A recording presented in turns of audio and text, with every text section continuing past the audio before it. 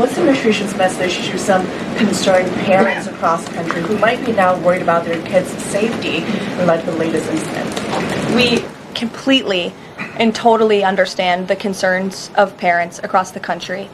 This tragedy it's heartbreaking. As a parent myself, there are no words to describe just the heartbreak that these families must be enduring, which is why the President and the First Lady have encouraged everyone to continue to pray for these families and these victims, and it's why this administration is focused on removing public safety threats from our communities. And in fact, I can share with all of you that last night in Washington, D.C., when arrests were being made, there was an arrest of a juvenile right here in D.C. in Ward 7 for threats to kidnap and injure, receiving stolen property, possession of a large capacity feeding device, unlawful possession of firearms and ammunition.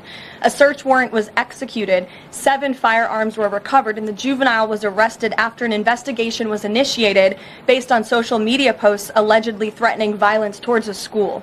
So this was a juvenile who was a risk to not just himself, but the community here in Washington, and he was removed from the community last night because of the law enforcement efforts of this administration. And I would also point to the statement of our wonderful First Lady that she released yesterday. She wrote, "The tragic mass killing in Minnesota illuminates the need for preemptive intervention in identifying school shooters. Early warning signs are often evident, with many individuals exhibiting concerning behaviors and making violent threats online prior to their actions. We encourage all Americans, as the old saying goes, if you see something, say something. If you see warning signs or threats, report it to law enforcement." This administration, federal law enforcement, will take those reports and those threats seriously. They will be treated as a law enforcement emergency, and we will act accordingly.